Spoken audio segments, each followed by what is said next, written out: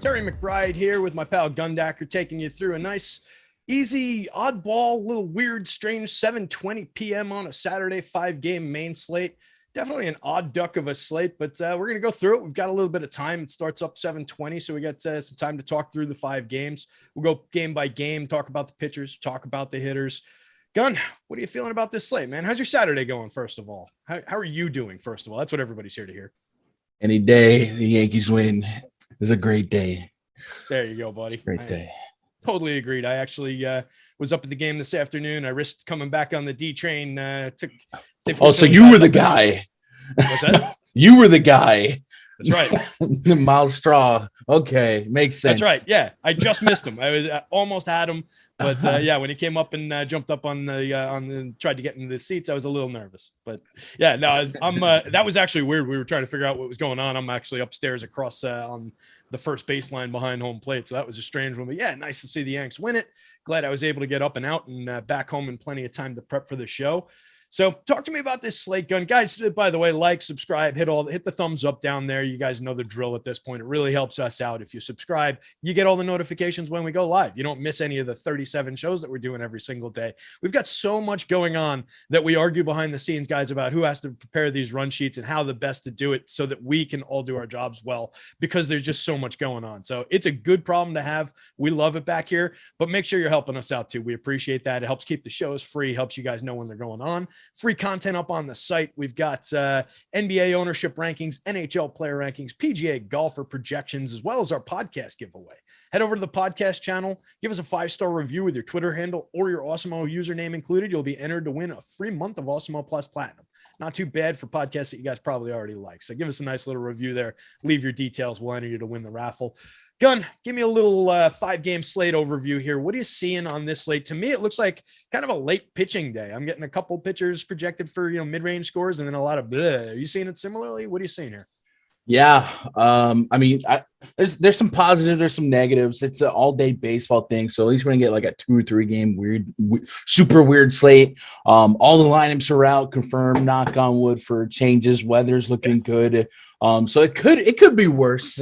But yeah, it's not like super deep for pitching, and probably, one of the best pitchers with upside is probably in the worst matchup. So we do wrestle with that. And then there's a couple other relievers that are being asked to start or spot start or continue to start. So it is an average day for pitching past the, a top 1 or top 2.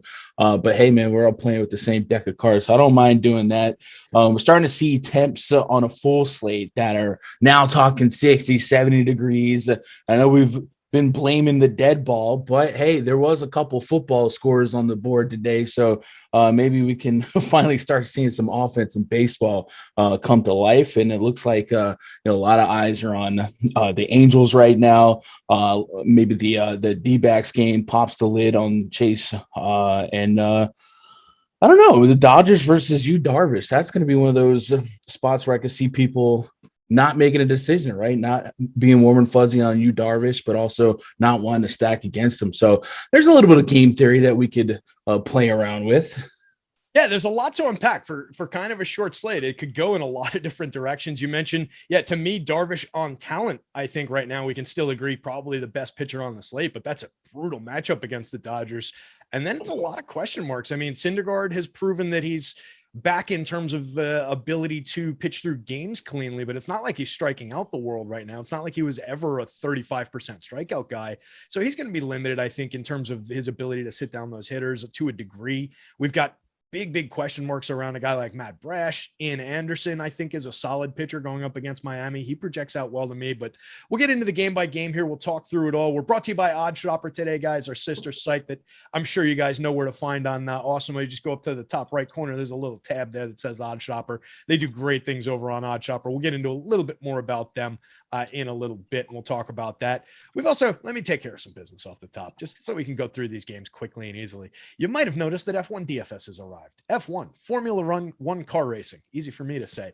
It's in our what is now an auto drop down on the site because we've got NASCAR, we've got F1. But if you want to get signed up for F1, if you want to just check it out, try our projections. Greg was talking the other day. He'd never played F1, doesn't know anything about it. Took our projections, took down a first place in a tournament. Not too bad if you just plug in and play it. So if you want to use those, check that out for $1 this week. Use promo code ZOOM at checkout. You get your first week of F1 projections for only $1. The link is down there in the video description somewhere. It's a great way to test out the projections, see how they work for you guys. Make the F1 a part of your DFS this weekend, part of next weekend. Offers good through next Saturday, April 30th, guys. So make sure to check that out. Let's dive into some game by game, Gun. We took care of some business there, so we'll have some time to go through these games. Top of the board here, the Marlins at the Braves. We've got Eliza Hernandez on the hill for the Marlins, taking on the Braves. Kind of a slanted run total, 4.17 for the Braves, 3.4 on the Marlins side of things. Interesting pitching matchup. I don't love the prospects for Hernandez going up against this loaded Braves team, but I do think he's a talented pitcher. If you're Ian Anderson, he projects out pretty well for me, but he's pricey for being Ian Anderson. He's facing the Marlins lineup, so it's a good spot. What are you seeing pitching matchup wise here? Yeah, I mean, both these pitchers do have probably amongst the deepest tanks on the slate when it comes to gas. Hernandez, 91 pitches last start. Anderson, 89 pitches. I've looked at kind of the results, the metrics from the first two games for both pitchers. They're pretty identical to where they left off last year. So the models that, my projection system used, I'm sure yours, we can actually kind of trust this a little bit more based on, based on the two games so far. And wide range of outcomes here. We can see Ian Anderson getting through this game, living on that, near 50% ground ball rate, stealing some strikeouts. Last year, he was probably a little bit lucky when it comes to results versus expected ERA, with 3.58 ERA, but a expected ERA and Sierra over 4. But it is the Marlins, so a matchup boost for that. And then Hernandez, he's kind of the inverse.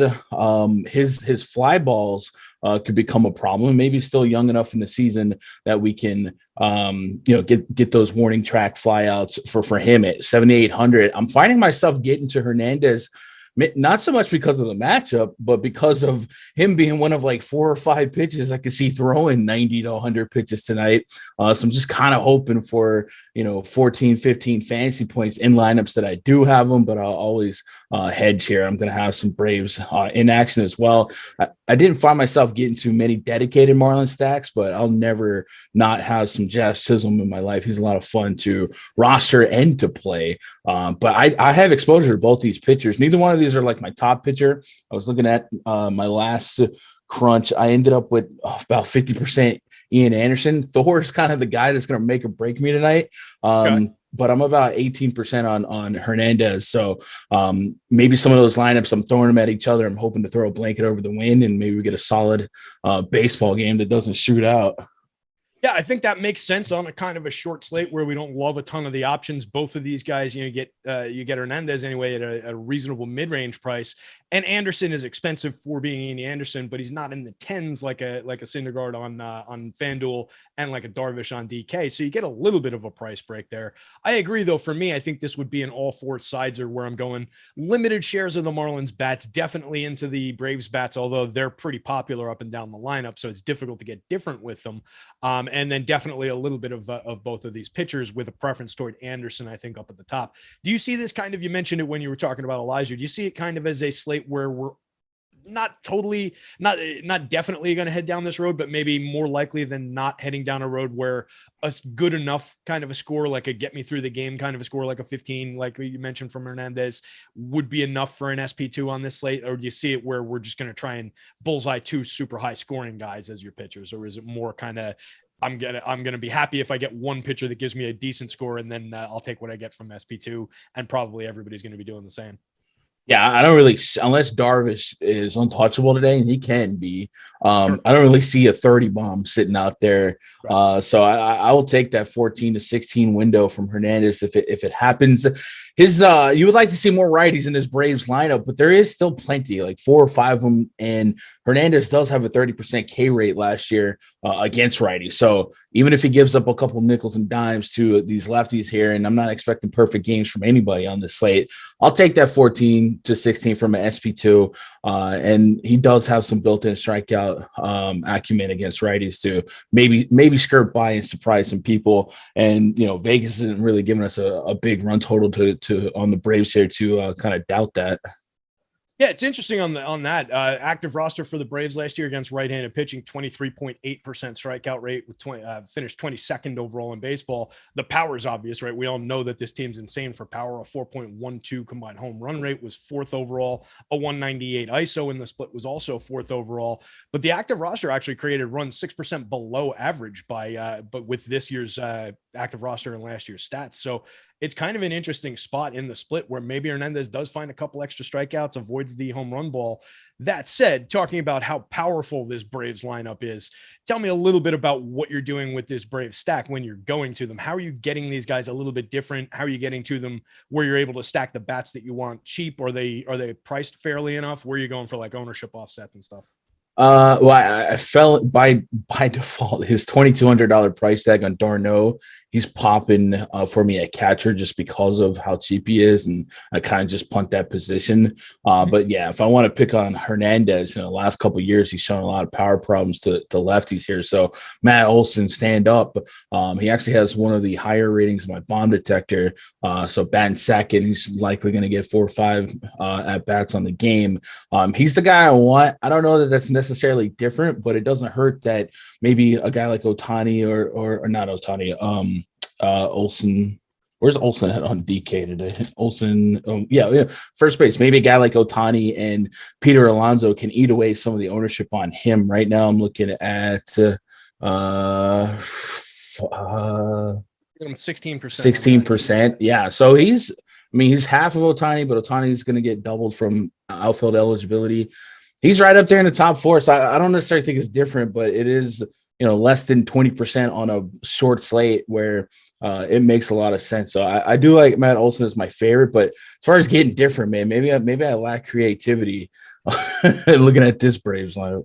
I've never found that to be the case, my friend. I mean, you came up with the bomb detector when I've been sitting here saying like my home run model for years. I mean, come on, that's a killer branding name right there. So I think the creativeness is there. I love Olsen too in this spot. He was actually my home run pick of the day today in my article. Braves are difficult in terms of the leverage for this stack on DK. They're at an 8.8% probability of being the top stack. That ranks them 5th out of the 10 teams. They're at a negative 7.8 leverage score. That's the bottom mark of leverage on the slate. So difficult to get to. I think well worth rostering though. And they've got a monster value score today. 21.7 is the top value score, which we don't typically see for a team as good as the Braves. But they've got hitters like Eddie Rosario, 2,500, the back end of the lineup, Adam Duvall for 2,400, Alex Dickerson even for the dead minimum at 2,000. Dansby Swanson at 2,500. I can build a stack with those last 4 hitters in the lineup and be pretty happy with it. So I think the Braves are definitely in play. When you talk about the Marlins, throwing them up against Ian Anderson, you mentioned the ground ball rate, the ability to kind of take the bat out of the hands when he's going right. There are some good power hitters in here, Jorge Soler for sure. But guys like Jesus Sanchez, Avisal Garcia, a little bit of Jazz Chisholm up at the top of the lineup, of course, maybe some Jesus Aguilar. So there are good bats in there. The 2 through 5 hitters all had 40+ % hard hit rates last year. 3 of those hitters, 12% barrel ball rates. So some quality contact, some good power through the middle there. Are those the guys you're focused on? Are you looking to grab any of the bottom end hitters from this lineup, or is it all about just those top guys because they're low owned anyway? Yeah, it's basically been the Chisholms. I don't have a whole lot of dedicated more. I'm going pretty heavy on like 4 or 5 teams today and just letting the pieces fall where they fall. Basically, because of how limited pitching is, I can't really get on the other side of the pitchers I do have. But yeah, I would say the Marlins on paper look better than the team, right? Like I can have a lot of fun with lineups that have Chisholm and Soler. So yeah, it would be those basic guys. I really don't want to get too caught up in like Miguel Rojas and Peyton Henry in the bottom of the order. So yeah, top of the orders here because I'm basic. Yeah, I'm with you on that one. Did not really know much about Peyton Henry sitting as a $2,100 catcher on the DK slate, but yeah, hitting ninth for the Marlins, not exactly the lead spot in baseball for offensive production. Anything else to cover from this game? Or you want to jump over to the next one? No. I'm hoping for a pitcher's duel more than a shootout. I think that would be helpful here. And yeah, there's some ownership on those pitchers, but I think it's a good spot. And I think that it's, maybe we're a little bit high. I think the field is going to tend to go toward those names that they know a little bit better. So, hopefully we get a little bit of a offset for what our ownership projection is on those guys right now. But moving on to the next one, definitely not nearly the popularity on the pitchers in this one, but I think we're going to get some bats from this game. Trevor Williams going for the Mets, taking on the Diamondbacks with Humberto Castellanos on the hill. I will not have shares of either of these pitchers. I don't know if you think anything more of Trevor Williams, 22.2% strikeout rate last season over 91 innings, 3.96 xFIP, a whip in the 1.4s. I don't expect that you think much more of Humberto Castellanos, 14.8% strikeout rate last year, 5.22 xFIP. I'm willing to be wrong about it. Talk to me about the pitchers. No, and even if I thought there was something to have, it's first of all, with Trevor Williams, we don't really know what to expect in terms of pitch count. He's topped out at 21 on the season in an appearance. He's filling in here. And we saw Castellanos fill in off of 20 pitch max and turn it into 70 pitches. But even 70 pitches for, an unremarkable makeup for a pitcher like Trevor Williams kind of brings to the table is really not doing much for me to feel like I need to get to some. So I have 0% Trevor Williams, 0% Castellanos, which you might expect means I have both offenses, and I believe the roof is popped open today, and that just makes me like the spot even more for the offenses. And I really, really like the Mets quite a bit. Yeah, to put the Humberto Castellanos spot in perspective, a 0.4 probability of being a top 2 pitcher on our top pitchers tool. That's one of the lower numbers I've ever seen on here. Trevor Williams bounces at least to a 12.2, but you mentioned there's the question about the innings, want no part of these guys. Are you getting to any of Arizona's bats before we talk about the Mets? I think we both like the Mets. I don't love this Arizona team. I don't love them with the ownership they're carrying today. I do think the matchup is quality, so I do think it makes some sense to talk them through, maybe grab some stacks here. But I think if I'm undercutting on a team, I would probably look at this Arizona team as an undercut spot. How are you handling the Diamondbacks here? Yeah, I'm in on both teams. I do have the D-backs. It's more so looking at Trevor Williams as more of a contact guy with very poor metrics, high average allowed to both sides of the plate. And the xFIP is saying that he can get in trouble quick, fast, in a hurry. He had a 1.5 whip aggregate the last couple of years. So you put these guys on base and, a couple singles become more valuable. And then we know how the Mets bullpen just can tend to pay off a stack here. So I am invested in D-backs offense today. Again, maybe I'm basic in relative to the field here, but it just makes a lot of sense to like both offenses in this spot. And I'm in on the D-backs right now. I have a lot of Dalton Varsho. I was hoping we'd get another day of dual position eligibility on one of the sites yanked it. Get it on FanDuel, outfield catcher, but we don't need the catcher spot on FanDuel. Right. So, it's still helpful to be able to move him around a couple different lineup spots, but it's not like it is on DK as get him as a leadoff catcher there. Yeah. But yeah, I mean, the quality in this lineup comes from Ketel Marte, David Peralta, Christian Walker, the obvious names up at the top. Do you get any love for the 5 and 6 hitters, Seth Beer and Pavin Smith, some maybe lesser known names, not all that expensive, not all that owned on either site, decent lefty pop in both bats. I think they have that reputation coming up. So I think it's there. Pavin Smith has not really shown it to us. 11 home runs and 545 plate appearances, a 137 ISO last year. He needs to bring that around as if he's going to be a power hitter more than just a contact guy. But I think those bats are interesting at under 10% ownership. Are you including those guys in your stacks?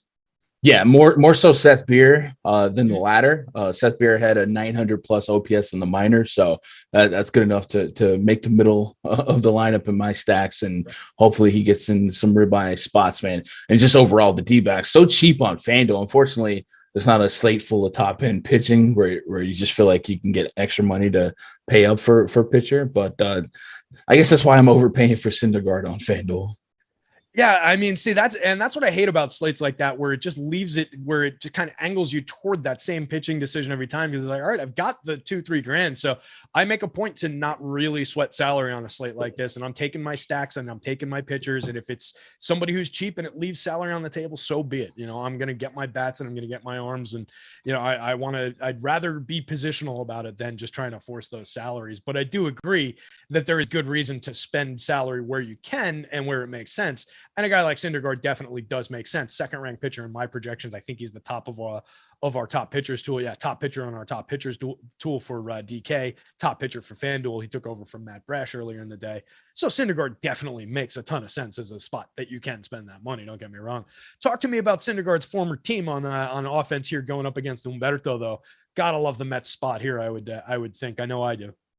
Yeah, Umberto, and specifically honing in on his splits against lefties the last couple of years. Last year, 45 innings of sample size against lefties, just a 10% K rate, 6.24 xFIP, home run per nine of 1.6 plus, a 10.5% walk rate. So he's going to see quite a few lefties in this lineup, and the righties that he's going to see are Starling Marte and Pete Alonso. And those dogs will hunt up against anybody. So Mets look like they could have one of the higher ceilings in terms of run production tonight. And yeah, Brandon Nimmo, one of my favorite plays on the slate. Love the spot for him. Looked really good last night. Lindor is turning around. Every time I look up, looks like he's got another one. Great to see after his down season last year. Eduardo Escobar's in the mix. And then again on FanDuel, really cheap, probably too cheap. Dom Smith, 2,200. He's got some power living in that bat that you might be able to wake up tonight. 7, 8, and 9. I'm more inclined to get to McNeil for potential, double hit day, something like that. But 1 through 6 is really, really soaking up the bulk of my Mets ownership so far. And I it's probably, if I had to guess who scores the most on the slate, it would probably be the Mets. Yeah, I think I'm leaning that way as well. I wrote about them. They were my featured stack yesterday. Kind of wish I had saved them for today because they look so damn good today. But I just think that, coming right back with them makes a ton of sense here. There's a lot of ownership weight, but you can dance around it with some of these hitters. 14% for Starling Marte, not terrible. 14.3 on Eduardo Escobar, not terrible. McNeil, I get, the use of Jeff McNeil. The hit tool is usually sharp. He's a guy that I've written about a couple times this season in terms of his BABIP faltered completely last year. He's been a 340 BABIP guy through his career, and it dropped to just 280 last year, and he completely fell apart. 249, 317, 358. So if you get the old lucky Jeff McNeil, I like it. If you get the currently unlucky Jeff McNeil, not so much. Love Nimmo up top, though. Career 394 on base percentage for that dude. Underrated hitter, underrated outfielder. I really like Nimmo. Nimmo, Marte, Lindor, Alonso, Escobar for me. And Dom Smith, definitely, too cheap at 3,000. 18% ownership, I don't love, but definitely too cheap at that price. So you can get away with that one. And I love the Lindor thing. It was definitely a down year last year, but you're talking about a guy who still hit 20 home runs, created runs 3% better than average, a 181 ISO, only struck out 18.3% of the time. Like, he was bad last year, but bad compared to what he's been in the past. It's rough to say he was completely terrible. Yeah, definitely not the guy that they paid for. And yeah, good to see him turning things around here. Moving on from this one, let's knock out a quick little piece of business here. We'll talk to you guys about OddsShopper. Make your best bets in 30 seconds or less. Jump over to OddsShopper. It features hundreds of bets daily to give you guys the edge you need. Betting NBA and NHL player props. MLB player props are going to be up there pretty soon. Expected win percentages and ROIs are included in all of these things. OddsShopper uses the same DFS projections that we use at Awesemo, the same projections that come out of Alex's model. So it filters out the best possible bets from the different books around the industry and presents them to you in a really easy to navigate fashion where you can jump between bets, different bet types with a single click. It's just like shopping around. If you're shopping for a TV at Best Buy and you click on, I want a LCD, I want it to be 70 inches or bigger. And you're just making quick little choices like that. It filters right to all your your cards for these bets. It's a fantastic site.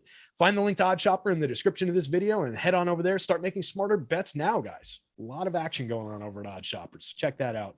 Gun, let's jump into the next slate here, the next game rather. The Dodgers, this is a good one to talk about in terms of the pitching. We brought it up at the top of the show. The Dodgers taking on the Padres. Dodgers have Tyler Anderson on the hill, serviceable lefty, not really a strong DFS guy, 19% strikeout guy last year, 4.6 xFIP. Yu Darvish going for the Padres against this deadly Dodgers lineup. Darvish, 29.2% strikeouts last year, 375 xFIP.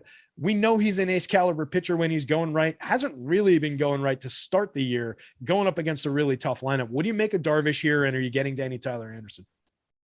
No, on the Anderson side right now. He's another one of those spots. So he is a reliever, but we know him as a starter for Colorado. Has gone 4 innings in his last 2 appearances. So I guess it wouldn't be unreasonable to expect him to get to 70 pitches, maybe eat 5-6 innings. So I wouldn't talk someone off him if they wanted to get to be there. I don't have him right now. Do you think there are many people that want to be rostering Tyler Anderson? Like maybe out of necessity, but nobody woke up this morning saying, boy, you know what, I want to roster? You should see some lineups in my DMs, man. People, what do you think of this guy? I'm just like, fair point. I don't know. And then sometimes it's like a pitcher against 3 batters against them. It's like, bro, what are we doing? Let's clear it all. But no, right now I don't have any hope or I don't have any Tyler Anderson in my pool, and this confirmed Padres lineup is really tough on lefties, especially if you're trying to hunt some strikeouts. Nola through even Hosmer don't really reward lefties with strikeouts at a high clip, and guys like Manny Machado exist, and his bat is wide awake so far this season. So I'm more inclined to grab a couple of these pieces against them, no Tyler for me. All right, and then what are we doing as far as Darvish goes? I mean, I think it's the most interesting, relevant spot on the board. 9,400 on FanDuel, 10-2 on DK, going up against the loaded Dodgers here. What do we make of Yu Darvish here? What do we do with him? So I have a term that I've developed now. It's, how people hate when touts do everything. I call it Scumdacker, when I can play Darvish and stack Dodgers in mass multi-entry. Scumdacker. I like it. That's gotta be the way to go here. Ranges of outcomes are pretty big here. Both ends of the spectrum could be a Darvish implosion, could be a Darvish pristine game, and it could be something in the middle where average outcome for both sides. And on today's slate, something in the middle for Darvish might be valuable because of how shallow pitching is. So I do have Darvish in the mix. He's not one of my highest owned pitchers, but he's somebody that I'm just kind of bet on talent. And, 18 fantasy points on DK or something like that, that might still be a top 2 score on this slate. So, value becomes super subjective on a slate. Every slate's kind of built different. So I am there on that. And on the same token, the Dodgers might get a little bit of resistance from the field. Right now, we're seeing a 5.7% ownership share at a 10% chance to be in the top stack. Plenty of positive leverage while also hedging the Darvish that I do have. That's why Scumdacker is going to play both sides of that. Yeah, I think that I'm probably going to be following that scummy line of logic myself too here. I really like the Dodgers. When you can get a team as good as this, at positive leverage, owned about half as much as they theoretically should be based on our probability of success, it just makes sense. And it's a good version of the lineup too. It's not like we're playing a compromised version of their lineup. Mookie, Freeman, Turner, Muncy, Turner, Smith, Bellinger, Taylor, Lux. It's an all-star team. I can roster that team 1 through 9. They're affordable on the back end. They're super expensive up top. The only guy owned more than 10% on DK is Trey Turner, and he's perfectly fine at 10.6. FanDuel, it's similar, but they're cheaper. They're ludicrously inexpensive. Mookie's 36. You get Freeman and Trey at 41 and 4,000, but then it drops to 3,100 and 3,200 for Muncy and Justin Turner. I mean, these guys are cheap on FanDuel and they're still fairly low owned. Top 3 hitters are owned a little bit, but you can put this together really easily without worrying about ownership too much. So yeah, I think it makes sense to grab a little bit of both sides of that part of the equation. I don't love Padres stacks, but I would probably get to some with that top end, like you were talking about, just their facility to hit against lefties here and the pitcher that they're going up against. Do you think Jurickson Profar is real? What do you think of what's going on with him right now? Because he's had a strong start to the season, and every time he's done well, it's killing me a little bit because I didn't draft him in the last round when I needed a second baseman in my dynasty league that I talk about all the time. Instead, I took a shot on Michael Chavis, who has had a great start to his year, but is not the full-time player. So Profar's killing me. Do you think he's real? Because he's only 4.5% owned, 2,900 hitting cleanup for that team today. Long term, I'm probably going to say no. For tonight, I hope he's real because, he's filling in a couple of holes, and I'm not even dedicating full stacks either. He's just filling up some lineups because of how cheap he is with a plus spot in the batting order. But no, you remember the World Baseball Classic. Years back, Profar was on one of those slates. I was like, oh, he was a bum. I'm not playing him. And then you forget how average to below average MLB players or Mike Trout everywhere else. And I'll never forget, he had like 50 fantasy points that night. So right. I remember that. And I remember, you see guys like that, like Chris Flexen pitching in the KBO was an ace. He was Verlander in the KBO. So, it is amazing the elite level of the talent on these guys. But, I'm not there with Profar either. I do like him for tonight, though. 2,900 is a broken price for a switch hitter hitting fourth at 5% ownership in that lineup in that spot. I don't really care about the recent performance. I do care. He's a guy who does have 220 home run seasons on his track record. He's a guy who can swipe a bag for you. He came up as a premium prospect. He's still only 29. Maybe he's finding it at 29, 30 post hype.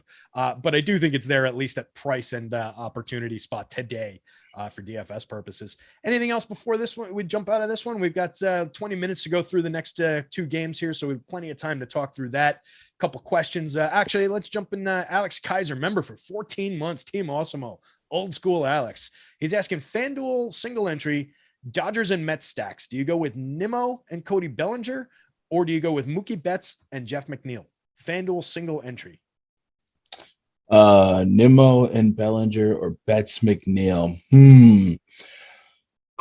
Boy, I would love Nimmo and Betts, right? Right. Yikes. Yeah, that's exactly what I said. Dude, if Mookie didn't have the night that he had last night, I would probably snap call the Nimmo side, but maybe Mookie's found something. I'm probably gonna go Nimmo and Belly, but that's as coin flip as it comes. Yeah, I think I land on the same answer, but it's tough to turn down $3,600 Mookie Betts on FanDuel. He's getting owned 13.5% of the time. You do get a major ownership offset. You're only getting 300 in savings if you drop down to Cody Bellinger, but you're getting him for 2.6% ownership, which does help there a little bit. And Nimmo's at a big 24-7 there, where Jeff McNeil is 7.5. Yeah, I think I land on that same answer. I think I would go with the Nimmo Bellinger, but that's tough. It almost honestly depends on what other hitters in those two different lineups are around those guys. Yeah. So like if you're rostering the back end of the Dodgers, you've got Will Smith, Chris Taylor, Gavin Lux, then maybe it makes more sense to do that than Mookie anyway. So it also depends on you just where your correlated hitters are located too, to a degree. So, all right. Good question there, Alex. And thanks for being a member for 14 months. Guys, check out our YouTube membership and everything. There's all sorts of fun benefits. You get little call outs like that Alex had there, free super chats, all the cool special logos like you can see on Chuck Deuce's in the chat right there. Emax hanging out in the chat. He's got his logo going. So a lot of fun, a lot of cool little perks, and it's not all that expensive. Hit the like too. I just managed to hit it for the first time on the show here. We're up to 51 after I hit it, but 235 you guys out there. You can give us a little bit more love, and that helps us out tremendously, guys. Let's jump over to the next game here. I already talked about Odd Shopper. I think I hit most of the sponsors. We'll do, let's talk through the pitching of this one, and then we'll see how much we can screw Tyler up. We already blew through the Odd Shopper part, and we've got the Hall of Fame coming up, though. So let's do the pitchers in this one, and then, Tyler, if you're listening, we'll do the Hall of Fame after we talk pitchers. So we've got Spencer Watkins and Noah Syndergaard going in this one. You mentioned the love for Thor. We could talk about Thor going up against these weak Orioles. Spencer Watkins is in the game, and I think that's all I really have to say about him. So talk to me about Noah Syndergaard. Talk to me about anything you want to say about Spencer Watkins here. Spencer Watkins is a pitcher tonight. I'm pretty heavily invested in Watkins looking like Spencer Watkins, and I have some Angel stacks, and I have no exposure to Spencer Watkins. So that's all I got to say about that. On the Syndergaard side, I think he's worth rostering. I think his ground ball rate is looking really, really good. I know the strikeouts aren't as Thor-esque as we remember them, but he is holding a 14% swing and strike rate so far. So I feel like they're in there. I think they could be coming. And going against the Orioles lineup, that is not great. Plenty of strikeout potential in there. And, if you're not striking them out, it's just gonna be ground ball anyway. I'm in. And I think 8,600 Syndergaard is by far my highest owned player or pitcher and player on DraftKings tonight. And I have found myself, I do think 10.2K on FanDuel is an overpay, just in a general statement. But on this slate, I use my highest owned FanDuel pitcher because value is subjective on this one. There's a lot of value. So he's my number one pitcher. And we're going off just a couple of games of sample size, but that's all we got. And I'm a buyer, and I'm hoping the Orioles still remain not great. What do you make of that swinging strike rate being so high with the strikeouts just not finishing hitters off? Do you think it's maybe not sharpness in the breaking stuff? Fastball looked like the velo is down, but it's down from 99 to like 95. So I mean, still effective, I think. Do you think it's just the breaking stuff isn't quite ready yet? Finish hitters off, or what? And it's got a filling out process. And throughout the first two games, like in the first game against the Astros, he threw the slider 22% of the time, while throwing the curveball just 4% of the time. And then the second game, he went to 16% on the curve and just 8.5% on the slider. And he quadrupled his strikeouts. Now, I don't know if that's going to be the formula going forward, but you could tell he is playing with it, seeing what's working, what's not. But the swing and strike rate is the most encouraging part. The fact that he can miss bats. So you just got to figure out which sequence to put that as the put away pitch and get those strikeouts. But I'd be a lot more concerned if he had like a 7% swing and strike rate or something like that. But I think the numbers are saying either, it's a short sample size or they're on the way. And also I like that he could probably get to 90 pitches today. Yeah, I think so. It seems like he's going to be able to get to, around that level, fairly stretched out. And I'm with you. I was a little discouraged as I was writing about him today, looking at some of the numbers, the strikeout rate, and then I saw that swinging strike, and I was like, all right, it is small sample still, but if he's able to get those misses, I do think that it's coming for him. And like you said, with his ability to keep the ball in the yard, keep the ball on the ground, he's just a very effective pitcher anyway. If he can get back to a 24-25% strikeout rate guy, I think we're going to have a nice season from him. So I'm on board with you there. Ty, let's throw up the Hall of Fame here real quick. Let me jump over to our little Google Docs here and see if we can pull up the Hall of Fame. Bear with me 1 second here, gang. It came up blank. Did it come up blank? Nah, here it goes. It just takes a half a second to populate. So you guys know about the Hall of Fame by now. If you're in a contest on either of the big sites with our logo as your avatar and you finish in the top 3, and that contest had more than 5,000 people in it, and it wasn't a showdown where you tied with 100,000 people, send us a little tweet to Awesemo at Awesemo HOF, Awesemo Hall of Fame, and also send us an email over at the support desk and let us know that happened, because those two things need to link up. And we're going to get you a promo code so you can create a free month for yourself, free month of Platinum Plus over at the site. Not too bad for already finishing in the top 3 in a big contest that probably paid you a nice little payday too. So we've got some recent winners. We've got Gene Osborne here saying Odd Shopper Hall of Fame. Thanks, guys. Down to the last dollar Odd Shopper pulled through. Got him a nice little $300.58 payout on a 25-cent wager. That's pretty badass. A plus 120,000, 132 same game parlay. Looks like a many way parlay for a quarter. Won him $300. Pretty sweet there. Those results not necessarily guaranteed, but killer finish. Cody Henry says, thanks, guys. Finish with a 10K finish in the MLB squeeze. Not too bad for a second place finish. Congrats, Cody. We love it. Next one up. Woo! 62.5 for the Swami. Finished in first place. I can't tell what kind of contest that was. Probably basketball. Copied it over to the NBA handle there. So awesome job for Tito Papito there. Move over to Dave, our pal Dave DeRemmer. Dave's in every one of these Hall of Fame presentations that we do at this point. Love it. Nice little afternoon solo golf bink. Gotta love it when the tools and analysis make it so easy some days. Killer. Keep up the good work over there, Dave. Another one from Dave. Had the right player pool tonight. Good to see all those DK bubbles to the right. Best showing for me in the main. Blocked by Jokic to move up any further. Great analysis yesterday, boys. And the last but certainly not least, Scotty says, shout out to the cookie pack, whatever that is. Awesemo.com, Awesemo Hall of Fame. Won him $1,000. Gotta love it. Guys, make sure you're sending us those screenshots, even if they don't qualify. We love seeing them. We love seeing people win. If it's $50, if it's $10, if it's $1,000, tens of thousands of dollars. We love seeing the winners. It makes my nights better when I don't have winners of my own. So send those tweets our way. We love seeing it. Gun, let's move on. We've got another game to talk through here. Oh, actually, no, we didn't do the bats on that one. Let's hold the phone there for a half a second. The Orioles are semi in play, I think, but the Angels need to be talked about here. They're getting a ton of ownership. They're very expensive on the DK slate, mid-range pricing on the FanDuel slate, but massively popular going up against Watkins here with all their power up top. Top heavy lineup that we've talked about a bunch of times. But what are you doing with these Angels and their popularity on this slate? I am a chalk donkey, man. I am loading up on them, and I'm trying to, kind of offset it with some of these lower stacks that are shuffled in there. It's just too good of a spot for me to turn away on a short slate. Otani, Rendon, Trout, Walsh, and Taylor Ward, of course, at the top. I'm also finding myself getting to maybe more Tyler Wade and Andrew Velasquez than I should, but maybe that's some of the I miss their their spunk on the Yankees. I don't know. But yeah, I'm just hit on the Angels, and I'm hoping for a hit parade. Yeah, I mean, I'm with you. All the numbers and everything that I'm seeing here says it's the spot to go to in my sort, which has a little bit of a heavy thumb on the scale right now for ownership on the small slate. It looks like I'm not getting a ton of them up top, but I'm kind of hunting for them now because I do want to have some of them in. Here we go. Here's a couple handfuls of these good lineups here. So yeah, I definitely want to be in that business. Are you getting to any of the Orioles bats? I do like guys like Cedric Mullins, Anthony Santander, Trey Mancini, Mountcastle, Austin Hayes in a vacuum. I don't know if this is the spot though, with everything we talked about with Thor able to keep the ball on the ground in the yard for the most part. Any Orioles in your life here, or just drawing insurance policies against the Thor ownership maybe?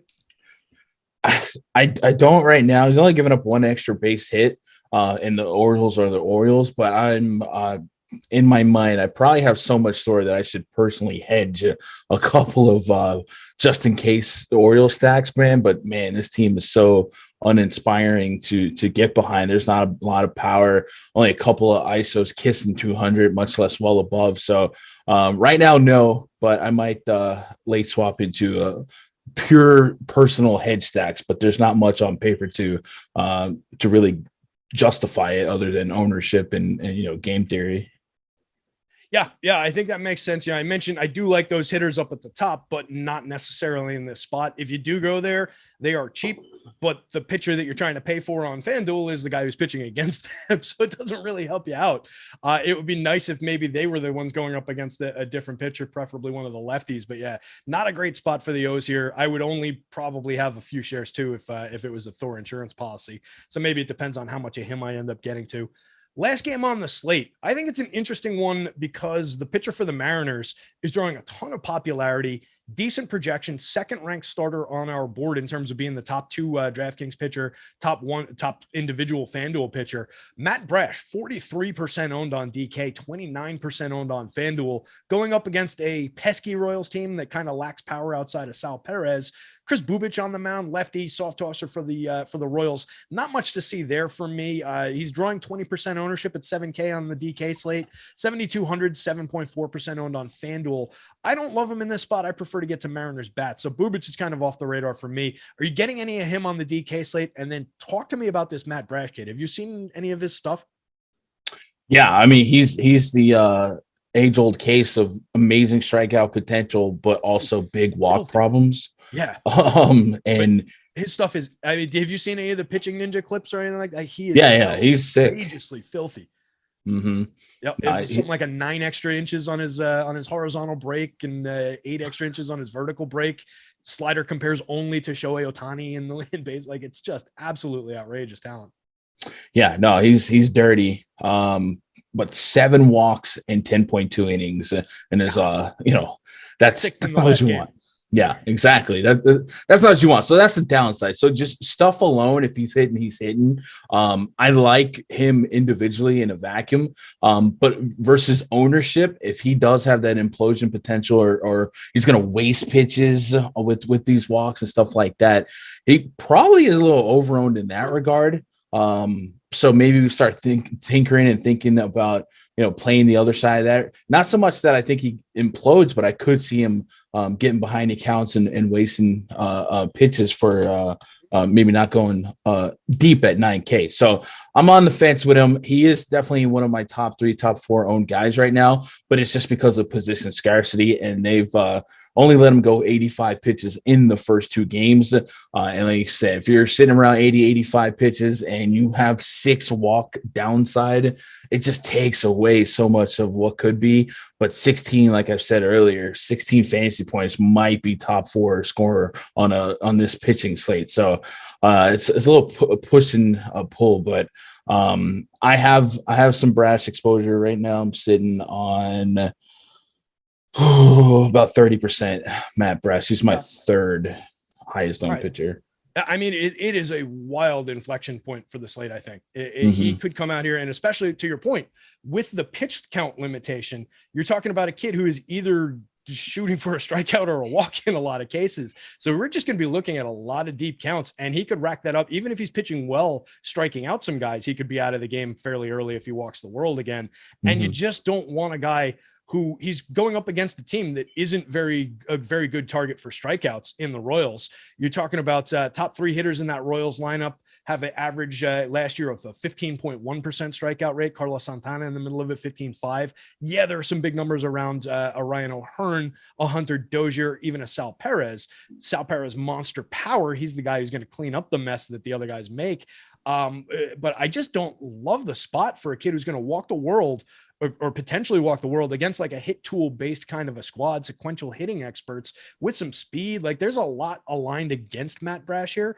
He could easily come out and put up the top score on the slate, ring up a nice amount of strikeouts, but I am nervous about it in terms of the ownership and just where he ranks out. So I'm definitely taking some shares of these Royals at low ownership. I don't love them. I don't get to them a lot, but when I can grab some of those bats and draw down on 30% ownership on FanDuel with a pitcher I don't totally believe in, love his stuff, don't totally believe in him for DFS here. I think that's an interesting spot on this slate, and I'm willing to be wrong about it, but I'm thinking I'm taking some shots with it. What do you like? What's your exposure as far as Royals bats go? Where would they rank in terms of your stack exposures? They're right now they're last, but they are in there. They are in there. All right. How many shares are we talking about in that? Let me get my crunch up. I have 6%. Okay. And it's a lot of it Salvador Perez. That also makes a lot of sense. Sal is definitely working his way into some of my lineups here. So I'm just about to drop him in. I definitely saw Sal's name in a bunch of these. I'll probably be a little higher than that. I'm not playing all that many entries today, just with the running around I was doing. But he's in a fair cross section of them, so I'll have some of them. Any reason to jump over to the other side of this one? Are you getting to any Mariners bats? They're also fairly low owned. Some heavy ownership in the middle around Eugenio Suarez, Abraham Toro, Tommy Murphy, all over 10%. But the top end of the lineup in the single digits with Adam Frazier, Ty France, JP Crawford. Not the great version of this Mariners lineup by any means, but I think there's still some serviceable hitters in there. You getting any of these guys? Yeah, actually, Mariners are one of my top 4 owned stacks in my crunch. Just because Bubic, he's bad, he's not good, so I want to pick on him. And I was hoping to have some low owned nuggets here, and there's a couple, but Tom Murphy looks really, really good in my power model. Eugenio Suarez, if you can neutralize his 30+% strikeout rate to lefties, he's going to offer a 240 ISO. So great spot to put the ball in play for this Mariners team. I wonder if Jesse Winker gets swapped in halfway through the game to mess up one of these guys. But yeah, I do have a lot of interest in the Mariners just because I think Bubic should be targeted. Yeah, totally agree there. I'm making sure that there's no Bubic shares in here, and I'm actually looking for a Mariner stack that I can throw into this last little placeholder lineup that I've got left on this board here.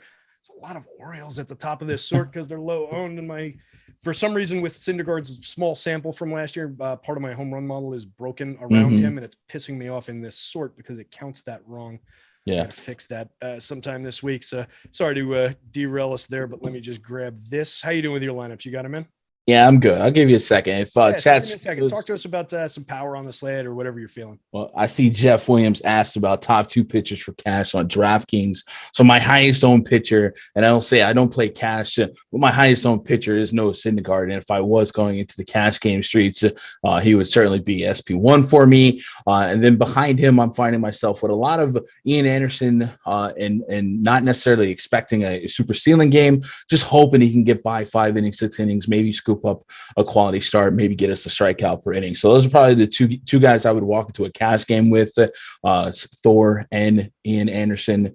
And then talking a little bit of power, the bomb detector, a couple of fun names at the top. Now, the Angels are all over the top, but Spencer Watkins is based on a little over 30 innings of sample size, so I don't go crazy with it. But Rendon, Trout, the righties, they all look really, really good for me. Matt Olson is up there. He's got 4 4.25 on his rating, with 4 being my magic number. Ohtani's up there. Machado's up there. And Machado's been just raking. So I know neither one of us were on full onslaught Padres stacks here, but I definitely made sure that Machado falls in lineups because he has shown us a multi-hit potential, multi-home run potential, even some stolen base potential so far. So don't go to war without him. And then if you're looking for a cheap catcher, I got 2 cheap catchers under 3K on DraftKings with 4+ ratings from the bomb detector. That's Carson Kelly and Tom Murphy. So a little salary savings, and Murphy's based on a really nice chunk of sample size. Does that give you enough time? That was perfect. I love it. That was killer. Threw in a couple cheap catchers there that probably not on a lot of people's radar. I know Tommy Murphy was drawing some ownership on the DK slate there, but I think it's a really good call out there, and maybe replace that cheapo Varsho catcher on the DK slate where you need him. Matt Olson, top of my board in my home run model, my poorly named home run model, followed immediately by Ohtani and Trout up there too. So I'm with you on those 3 calls. Olson was my call of the day in the article. And anything else to wrap us up? Otherwise, we're at the end of the show here. That went fast. Yeah, no, I'm looking forward to a nice, hopefully rain-free slate of baseball that goes our way. Yeah, and nice. no late scratches. All right, leave that. Late scratches. Yeah, I'm going to be on a train, so let's hope there's no late scratches. Guys, hit the like, the subscribe. We appreciate everybody hanging out. Gun did a great job, buddy. I appreciate it. Tomorrow, we've got some shows coming up for you. 9:45 in the morning, MLB Live Before Lock with Eitan and Eric. You get the NBA Deeper Dive and NBA Live Before Lock during the day. Lofty, Josh, Emac, and Eric handling those. Then you get NASCAR Live Before Lock with that crew coming in at 2 p.m., 2 to 3 o'clock before the race. So full day of content tomorrow for everything that's going to be going on, guys. Make sure you check it out. Hit the like, hit the subscribe. I'm Terry. That's Gun. We appreciate you.